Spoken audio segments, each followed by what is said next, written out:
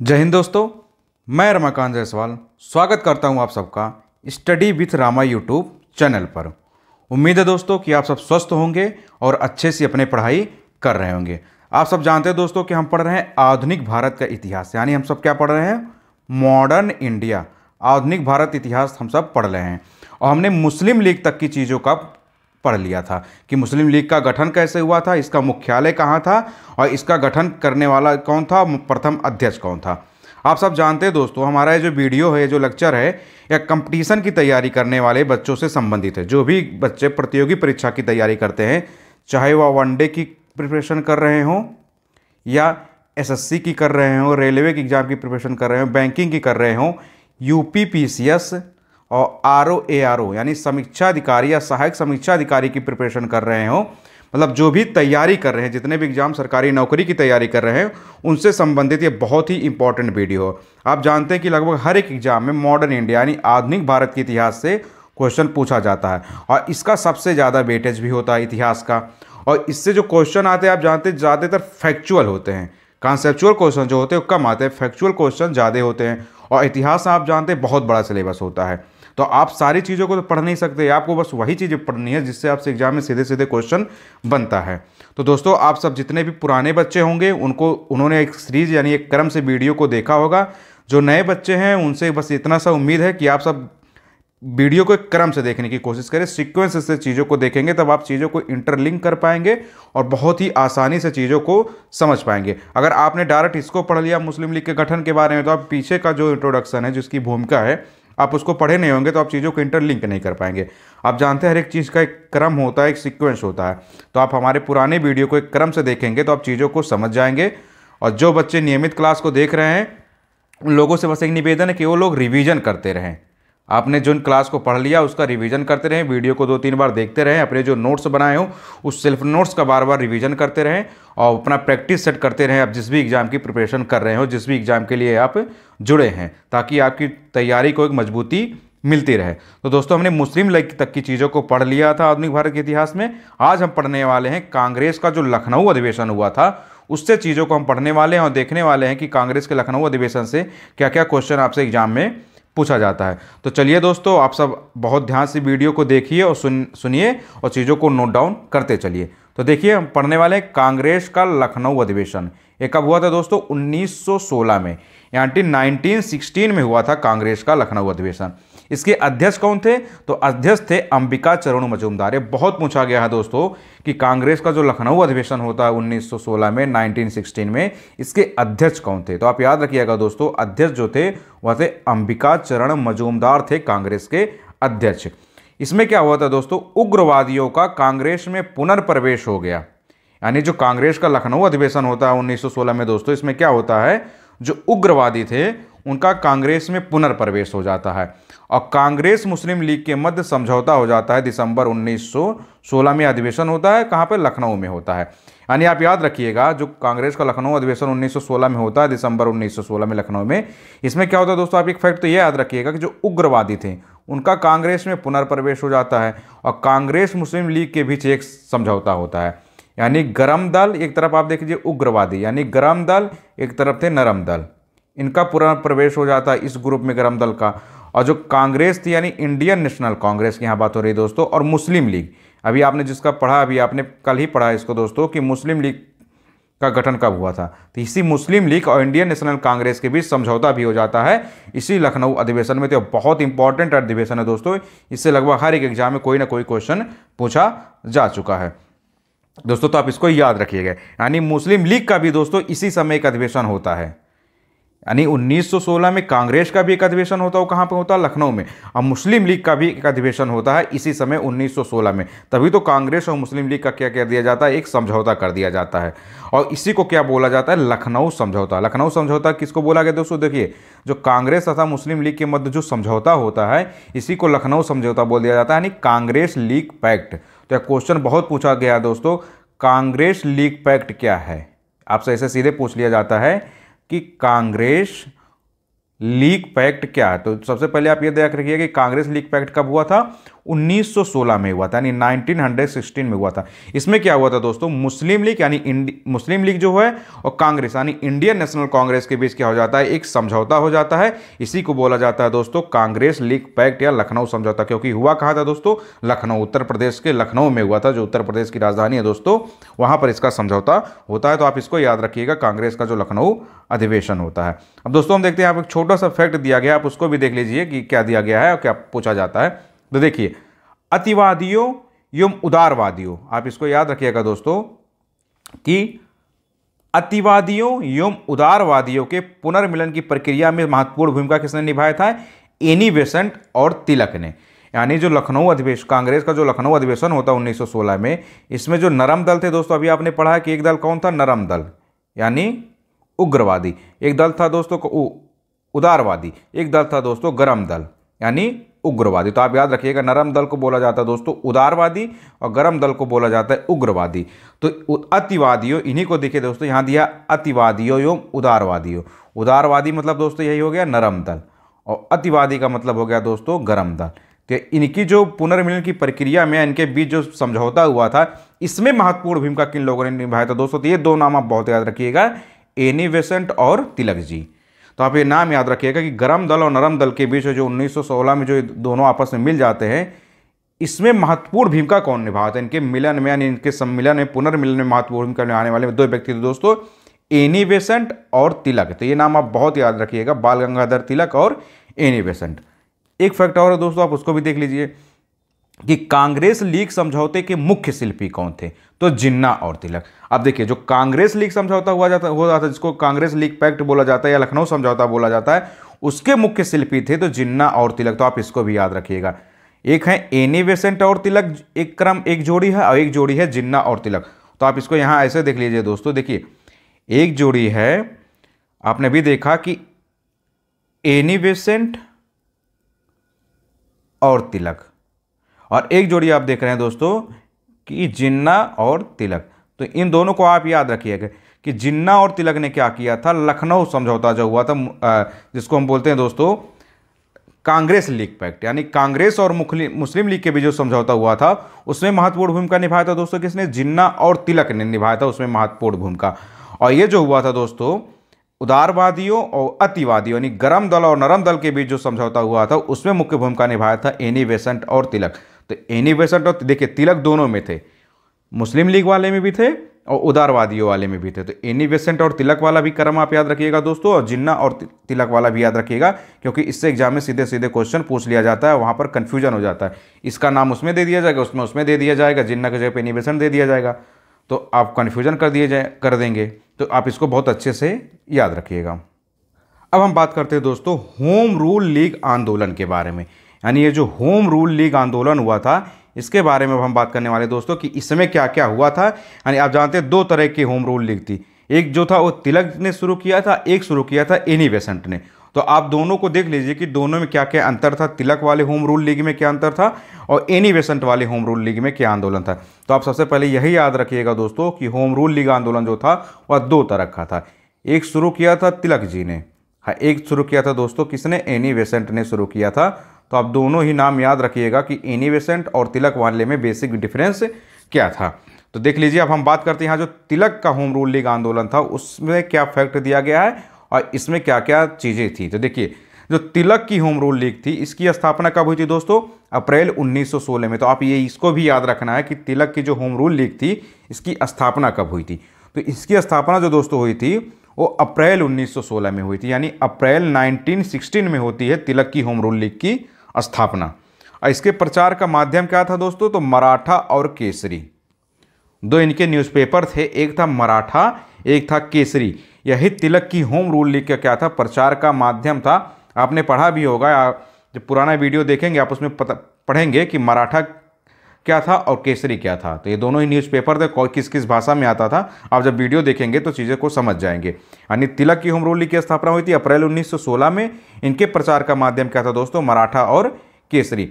इसके प्रथम अध्यक्ष कौन थे, तो वह थे जोसेफ बैप्टिस्टा। तो अगर आपसे पूछा जाए कि जो तिलक की होम रूल लीग थी उस तिलक के होम रूल लीग के प्रथम अध्यक्ष कौन थे, तो प्रथम अध्यक्ष थे दोस्तों जोसेफ बैप्टिस्टा थे, तिलक के होम रूल लीग के प्रथम अध्यक्ष, तो आप इसको भी याद रखिएगा। और सचिव कौन थे, वो थे NC केलकर, तो आप इसको भी याद रखिएगा। तो अगर आपसे पूछा जाए कि तिलक की जो होम रूल लीग थी उसके अध्यक्ष कौन थे पहले, तो जोसेफ बैप्टिस्टा, और तिलक की जो होम रूल लीग थी उसके सचिव कौन थे, तो NC केलकर। यह भी क्वेश्चन बहुत बड़ी मात्रा में पूछा जा चुका है। अब हम देखते हैं दोस्तों इसका कार्य क्षेत्र कहाँ कहाँ पर था। तो कर्नाटक में था, महाराष्ट्र में था। महाराष्ट्र में देखिए आप तो बम्बई को छोड़कर था, मध्य प्रांत और बरार में था। यानी ये जो तिलक का होम रूल लीग था दोस्तों, यह 4 क्षेत्रों में था। तो आप इन 4 क्षेत्रों को अच्छे से याद रखिएगा, क्योंकि मैचिंग वाले क्वेश्चन में इसमें गलतियां हो जाती है और सोचते हैं कि तो हमने सही किया था, गलत कैसे हो गया। तो देखिए तिलक का जो होम रूल था, एक तो सबसे पहले आप याद रखिएगा 4 क्षेत्रों में कर्नाटक में था। तो यानी तिलक की जो होम रूल था एक तो कर्नाटक में था, कर्नाटक के बाद महाराष्ट्र में था। इनका जो क्षेत्र था एक था कर्नाटक, फिर दूसरा कहाँ था, महाराष्ट्र में था। और महाराष्ट्र में आप ध्यान रखिएगा दोस्तों कि बम्बई को छोड़कर था। यानी तिलक का जो होम रूल लीग था वो पूरे महाराष्ट्र में तो था, लेकिन बम्बई में नहीं लागू था। और दोस्तों जो मध्य प्रांत है, यानी बरार वाला जो रीजन है, मध्य प्रांत और बरार में भी इनका जो था तिलक का होम रूल लीग था। तो ये 4 क्षेत्र आप याद रखिएगा, कर्नाटक, महाराष्ट्र, मध्य प्रांत और बरार। महाराष्ट्र में बम्बई को छोड़कर ये थी तिलक की होम रूल लीग कि इसके सचिव कौन थे, इसके अध्यक्ष कौन थे, इसका कार्य क्षेत्र कहाँ कहाँ था दोस्तों। तो आप इसको अच्छे से याद रखिएगा। अब हम बात करते हैं दोस्तों एनी बेसेंट का जो होम रूल लीग था उसके बारे में। हम देखते हैं कि जो एनी बेसेंट की लीग थी ये कैसे थी और इसका कब स्थापना हुआ था, क्या था। तो देखिए इसकी स्थापना जो होती है वो सितंबर 1916 में होती है, यानी सितंबर 1916 में होती है। तो सबसे पहले यही पूछ लिया जाता है दोस्तों आपसे क्वेश्चन कि सबसे पहले किसके लीग की स्थापना हुई थी, तिलक के लीग की स्थापना हो गई हुई थी कि एनी बेसेंट के लीग की स्थापना हुई थी। तो आप याद रखिएगा दोस्तों जो तिलक का लीग था वो भी 1916 में हुआ था, और एनी बेसेंट का जो लीग था यह इसकी भी स्थापना 1916 यानी 1916 में हुई थी। लेकिन महीने का डिफरेंस है दोस्तों, ये हुआ था अप्रैल में। यानी तिलक का जो होम रूल लीग था वो अप्रैल में स्थापना हुआ था, और एनी बेसेंट का जो लीग था उसकी स्थापना सितंबर में हुई थी। तो यानी अगर पूछा जाए कि पहले तिलक के लीग की स्थापना हुई थी कि पहले एनी बेसेंट के लीग की स्थापना हुई, तो आप बताएंगे कि पहले तिलक के लीग की स्थापना हुई थी। हुआ था दोनों ही 1916 में, लेकिन तिलक की हुई थी दोस्तों अप्रैल में, और एनी बेसेंट की जो लीग थी उसकी स्थापना हुई थी दोस्तों सितंबर में। यानी अप्रैल 1916 तिलक और सितंबर 1916 दोस्तों एनी बेसेंट। आप इस फैक्ट को अच्छे से याद रखिएगा।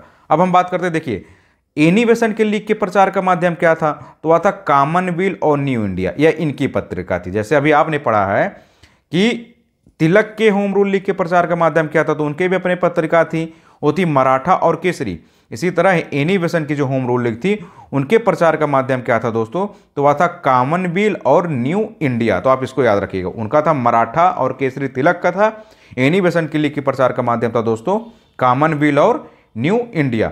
अब इनके वाले के सचिव कौन थे, जॉर्ज अरुणडेल। अभी आपने पढ़ा दोस्तों कि तिलक की जो लीग थी उसके सचिव कौन थे, NC केलकर, लेकिन एनी बेसेंट की जो लीग है उसके सचिव कौन थे दोस्तों, जॉर्ज अरुणडेल। तो आप ये दोनों याद रखिएगा, कंफ्यूजन मत करिएगा कि तिलक वाले में आप जॉर्ज अरुणडेल को लगा दें, एनी बेसेंट वाले में आप NC केलकर को लगा दें, तो ऐसा नहीं है। NC केलकर थे तिलक से संबंधित और जॉर्ज अरुणडेल जो थे वो एनी बेसेंट से संबंधित हो, तो आप याद रखिएगा। अब एनी बेसेंट की जो लीग थी, होम रूल लीग थी, इसका कार्य क्षेत्र कहाँ कहाँ था दोस्तों, आप उसको भी देख लीजिए। तो देखिए तिलक के होम रूल लीग के अंतर्गत आने वाले क्षेत्रों को छोड़कर देश के अन्य क्षेत्रों में था। यानी एनी बेसेंट की लीग का जो क्षेत्र था, जहां जहां तिलक का लीग लागू था, उन क्षेत्रों को अगर आप छोड़ देंगे तो बाकी सारे क्षेत्रों में जो था एनी बेसेंट की लीग आती थी। तो आप ये बहुत आसान आपको याद करना कि अगर आप ये याद कर, अगर आपसे पूछा जाए कि एनी बेसेंट की होम रूल लीग का क्षेत्र कहाँ था, तो आप ये ना याद करके आप ये याद कर लीजिए कि तिलक की लीग का क्षेत्र क्या था, क्योंकि जहां पर तिलक की लीग थी वहां पर ये नहीं लागू था एनी बेसेंट की लीग का क्षेत्र। तो आप जानते हैं तिलक की लीग मात्र 4 जगहों पे थी, 4 क्षेत्रों में थी। आपने अभी पढ़ा दोस्तों, कर्नाटक में था, महाराष्ट्र में था, मध्य प्रांत में था और बरार में था। आप जानते हैं महाराष्ट्र में, बम्बई में नहीं लागू था। 3-4 क्षेत्रों को अगर हम छोड़ दे दोस्तों तो बाकी सभी क्षेत्रों में तिलक की लीग का क्षेत्र आता है, वो एनी बेसेंट की लीग का क्षेत्र आता है। तो दोस्तों आप तिलक की होम रूल लीग और एनी बेसेंट की होम रूल लीग को ऐसे ही कंपेयर करके पढ़ेंगे तो आपको आसान रहेगा याद करने में, और आप चीज़ों को बहुत आसानी से इंटरलिंक कर पाएंगे। तो मैं जैसे आपको पढ़ा रहा हूँ आप भी ऐसे इंटरलिंक करके, मतलब इसको तुलना करके आप पढ़ेंगे तो बहुत अच्छे से आपको याद हो जाएगा। अब इसके बाद दोस्तों हम देखते हैं, इसके बाद कुछ इंपॉर्टेंट फैक्ट दिया गया, आप उसको भी देख लीजिए क्योंकि एग्जाम में से सीधे सीधे क्वेश्चन पूछ लिया जाता है। तो आप जानते हैं दोस्तों कि आपके जो एग्जाम होता है, आपको हमने हर वीडियो में आपसे बताता हूँ कि आप 2 चीज़ों पे बहुत काम करेंगे। सबसे पहले रिवीजन और प्रैक्टिस। रिवीजन और प्रैक्टिस को आपको मतलब एकदम मान के चलना है कि आपको रिवीजन करना है, प्रैक्टिस करना है। लेकिन रिवीजन आप कब करेंगे? जब आप चीज़ों को पढ़े होंगे ना, तभी तो चीज़ों का रिवीजन करेंगे। तो आपके लिए सबसे ज़रूरी है दोस्तों कि आप पढ़ाई करते रहिए। आपका जो सिलेबस हो या आप जिस एग्ज़ाम की प्रिपरेशन कर रहे हो उसका सिलेबस अपने सामने रखा करिए, उसका बैक ईयर क्वेश्चन पेपर आप रख लीजिए कि आपसे क्या क्या क्वेश्चन पूछा जाता है। उस हिसाब से आप चीज़ों का नोट्स बनाते रहिए, उसको पढ़ते रहिए और उसके बाद आपको सिर्फ करना revision plus practice, revision plus practice. आप पढ़िए, उसको सॉल्व करिए, टेस्ट पेपर पढ़िए और टेस्ट पेपर को सॉल्व करिए और खुद को जज करिए, अपनी तैयारी को मजबूती देते रहिए। यही पढ़ने का सबसे बढ़िया तरीका होता है दोस्तों, क्योंकि अब समय हार्ड वर्क का केवल नहीं रह गया है। अब का जो समय चल रहा है दोस्तों, hard work plus smart work. आपको दोनों ही काम करना है। केवल आप वर्क करेंगे हार्ड वर्क तो आप सेलेक्ट नहीं होंगे दोस्तों। अब ज़माना चेंज हो गया है, सिस्टम चेंज हो गया है, तो आपको हार्ड वर्क के साथ साथ स्मार्ट वर्क करना है। यानी इतने संख्या में लोग पेपर देते हैं, उसमें सीटें आप जानते बहुत कम होती है, तो उस हिसाब को आपको सबसे अलग आना है। तो आपको hard work plus smart work दोनों साथ में लेके चलना है, तभी आप सिलेक्शन ले पाएंगे। अब हम बात करते हैं दोस्तों, देखिए कुछ इंपॉर्टेंट जो फैक्ट दिया गया है उस फैक्ट को देख लेते हैं वो क्या है। तो देखिए, भारत में होम रूल आंदोलन को सर्वप्रथम किसने प्रारंभ किया था? तो एनी बेसेंट ने प्रारंभ किया। अभी आपने क्या पढ़ा था कि भारत में होम रूल आंदोलन को सर्वप्रथम, यहां देखिए दोस्तों क्या दिया है कि भारत में होम रूल आंदोलन को सर्वप्रथम किसने स्टार्ट किया? एनी बेसेंट ने स्टार्ट किया। लेकिन स्थापना अगर पूछा जाए तो उसमें ना कंफ्यूजन करिएगा आप। होम रूल लीग, ये जो लीग थी, इस लीग की स्थापना सबसे पहले किया था तिलक ने, उसके बाद दोस्तों किया था एनी बेसेंट ने। लेकिन इस होम रूल लीग को आंदोलन को स्टार्ट करने वाली कौन थी सबसे पहले? वो थी एनी बेसेंट थी। इन्होंने स्थापना नहीं किया था, लेकिन भारत में जो होम रूल आंदोलन चलता है उसको स्टार्ट सबसे पहले किसने किया था दोस्तों? तो वह एनी बेसेंट ने किया था। ये याद रखिएगा, जब स्थापना पूछा जाएगा तो उसमें तिलक जी पहले आ जाते हैं, लेकिन स्टार्ट करने वाली जब बात आती है तो उसमें एनी बेसेंट पहले आ जाती है। तो आप ये दोनों बेसिक डिफरेंस दोस्तों याद रखिएगा। होम रूल लीग की स्थापना सर्वप्रथम बाल गंगाधर तिलक ने किया। देखिए आपने यहाँ पर दिया है ना कि अगर पूछा जाए होम रूल लीग की स्थापना सबसे पहले किसने किया था, तो स्थापना में आप सबसे पहले किसको दोस्तों टिक करेंगे? तो तिलक जी को। यानी अगर आपसे पूछा जाए कि होम रूल लीग की स्थापना सबसे पहले किसने किया था, तो तिलक ने। लेकिन होम रूल आंदोलन को सर्वप्रथम किसने प्रारंभ किया था? तो आप याद रखिएगा एनी बेसेंट। तो ये दोनों बेसिक डिफरेंस है। स्थापना पूछा जाए तो आप तिलक पे जाएंगे, आंदोलन को सर्वप्रथम प्रारंभ किसने किया था तो आप एनी बेसेंट को सही करेंगे। तो ये दोनों आप याद रखिएगा, एग्जाम में ऐसे ही क्वेश्चन देके आपको कन्फ्यूजन में डाल दिया जाता है, तो आप इसको ऐसे देख लेंगे। अब हम बात करते हैं दोस्तों, होम रूल आंदोलन की व्याख्या 2 जनवरी 1914 को अपने पत्र कॉमन बिल में एनी बेसेंट ने किया था। यानी ये जो होम रूल आंदोलन, देखिए सबसे पहले अभी आपने पढ़ा ना कि कॉमन बिल किसका पत्र था, यानी किसका पत्र था? वो था एनी बेसेंट का। तो ये जो होम रूल आंदोलन क्या है, जैसे जब इस आंदोलन को स्थापित किया गया तो सवाल उठा कि होम रूल आंदोलन क्या है। जैसे अभी आप कोई कंपनी स्टार्ट करते हैं या कुछ आप नया करते हैं या कुछ भी करते हैं तो आपसे पहले पूछा जाता है कि ये किस पर्पज़ के लिए है, या इसके बारे में तो आप कुछ इंट्रोड्यूस करिए। आप कोई भी काम करते हैं तो आपको इंट्रोड्यूस करना पड़ता है। इसी तरह दोस्तों, जब होम रूल आंदोलन को एनी बेसेंट जी ने शुरू किया तो उनसे पूछा गया ये होम रूल आंदोलन क्या है। तो इसकी जो व्याख्या थी उन्होंने कब किया था? 1914 में ही कर दिया था, 2 जनवरी को स्थापित किया। आप देख रहे हैं ना कि सितंबर 1916 में, लेकिन इसके बारे में मतलब ये होता क्या है, इससे क्या फ़ायदे हैं, इसकी व्याख्या नहीं, इसका एक्सप्लेनेशन उन्होंने कर दिया था 2 जनवरी 1914 को। इनकी जो पत्र आता था कॉमन बिल में, उसमें इन्होंने अच्छे से बता दिया था कि इसको शुरू करने का उद्देश्य क्या है, इसको व्याख्या इसकी क्या हो सकती है, या क्यों शुरू किया जा रहा है। तो आप इसको याद रखिएगा दोस्तों। अब देखते हैं कुछ और फैक्ट दिया गया कि उससे भी क्वेश्चन पूछा गया, आप उसको भी देख लीजिए। तो देखिए, प्रथम विश्व युद्ध के दौरान होम रूल लीग आंदोलन भारत में काफ़ी लोकप्रिय रहा। जो फर्स्ट वर्ल्ड वार आप जानते हैं कब स्टार्ट हुआ था? 1914 में। यानी 1914 में ही फर्स्ट वर्ल्ड वार स्टार्ट हो जाता है और इसी के बीच होम रूल लीग आंदोलन भी शुरू कर दिया जाता है। तो फर्स्ट वर्ल्ड वार के दौरान होम रूल लीग आंदोलन दोस्तों भारत में काफ़ी लोकप्रिय रहा, क्योंकि विश्व में इस समय क्या चल रहा था? फर्स्ट वर्ल्ड वार चल रहा था, प्रथम विश्व युद्ध चल रहा था। उसी समय भारत में दोस्तों क्या चल रहा था? होम रूल लीग आंदोलन को स्थापित कर दिया गया था, इसलिए वह उस दौर में यह काफ़ी लोकप्रिय रहा। एनी बेसेंट देखिए दोस्तों, इसे पूछा जाता है फेबियन आंदोलन की सदस्य थी। तो अगर आपसे पूछा एक क्वेश्चन ऐसे आ गया था एक बार दोस्तों एग्जाम में कि जो फेबियन आंदोलन है उस फेबियन आंदोलन की क्या सदस्य थी एनी बेसेंट? तो हाँ, ऑप्शन उसमें दिया गया था दोस्तों, 4 तरह का ऑप्शन दिया गया था कि निम्नलिखित में से कौन सी महिला फेबियन आंदोलन की सदस्य थी। तो आप याद रखिएगा दोस्तों, एनी बेसेंट जो थी और फेबियन आंदोलन की सदस्य थी। अब हम बात करते हैं दोस्तों, अप्रैल 1920 में Akhil Bharatiya home rule league ने महात्मा गांधी को अध्यक्ष निर्वाचित किया और गांधी जी ने इसका नाम बदलकर स्वराज सभा कर दिया। तो ये जो Akhil Bharatiya home rule league है दोस्तों, इसका अध्यक्ष गांधी जी को कब बनाया गया था? अप्रैल 1920 में। और गांधी जी ने क्या कर दिया? इसी Akhil Bharatiya home rule league का नाम बदल कर दिया स्वराज सभा। तो आप ये फैक्ट भी याद रखिएगा कि Akhil Bharatiya home rule league का गांधी जी को अध्यक्ष कब बनाया गया था? तो महात्मा गांधी जी इसके अध्यक्ष बनते हैं अप्रैल 1920 में। और इसने गांधी जी ने क्या कर दिया दोस्तों? इसी Akhil Bharatiya home rule league का नाम बदलकर क्या कर दिया? स्वराज सभा कर दिया। तो आप ये फैक्ट भी दोस्तों याद रखिएगा कि गांधी जी ने किसका नाम बदलकर स्वराज सभा किया गया था, तो कर दिया था। तो ये भी क्वेश्चन आपसे पूछ लिया जाता है और आप गलती कर जाते हैं, तो आप इसको याद रखिएगा कि गांधी जी ने किसको किया था, किसका नाम बदलकर? Akhil Bharatiya home rule league का नाम बदलकर कर दिया था स्वराज सभा।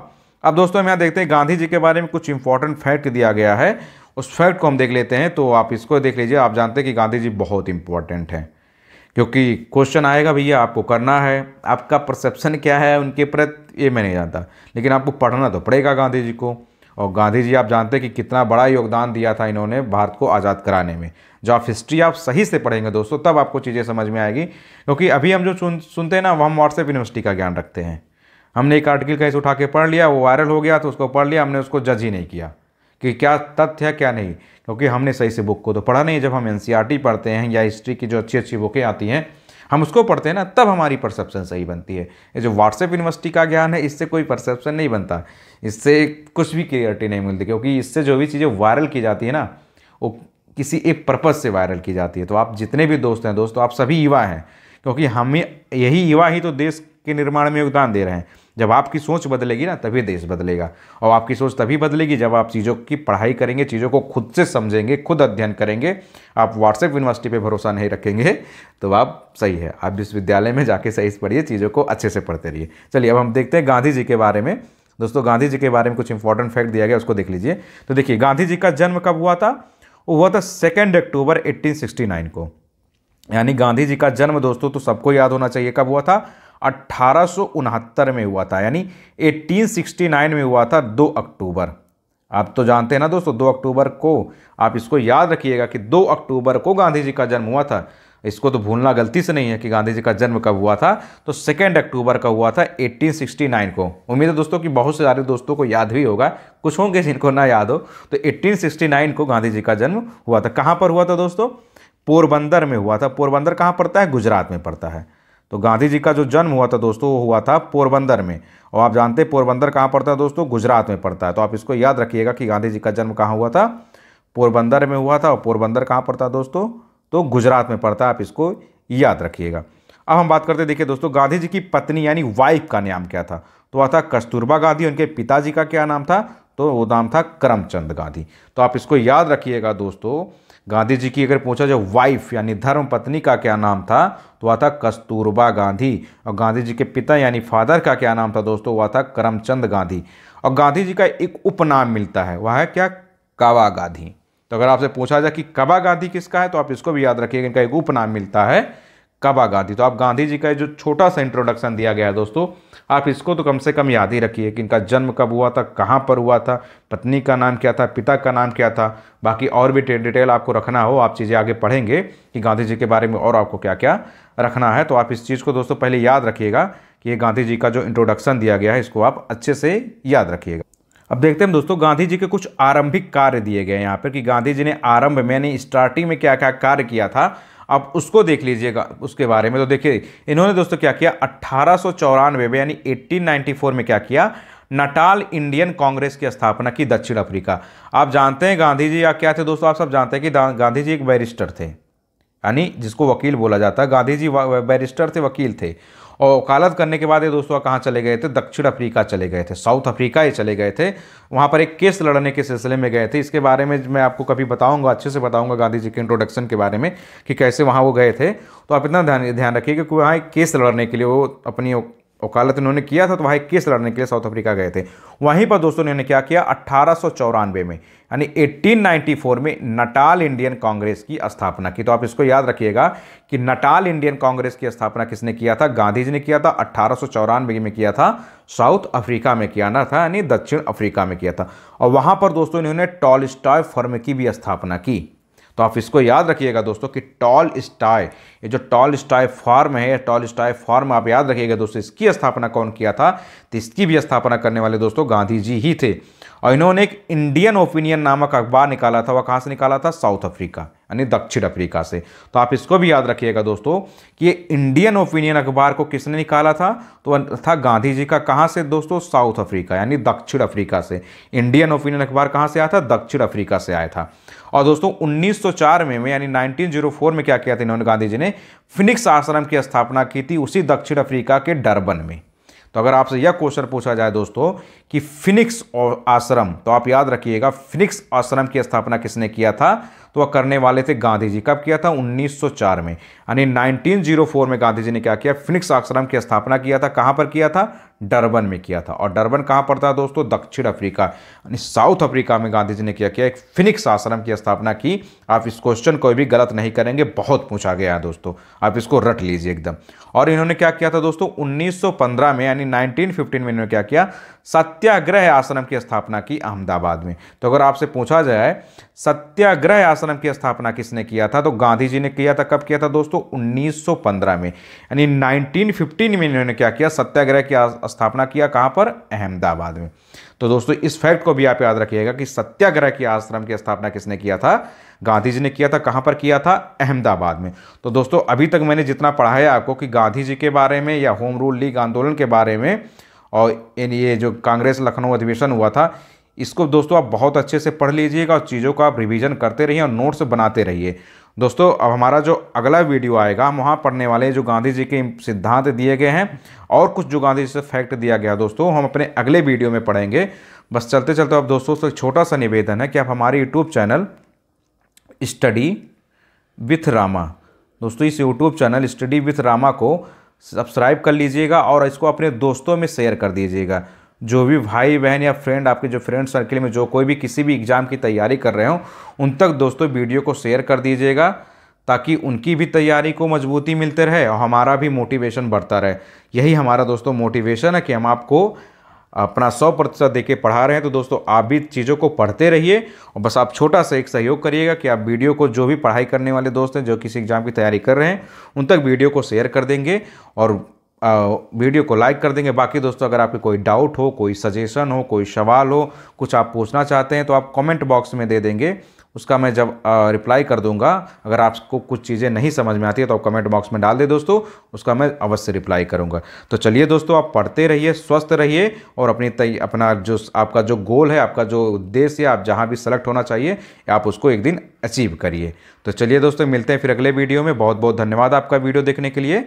जय हिंद माय डियर फ्रेंड।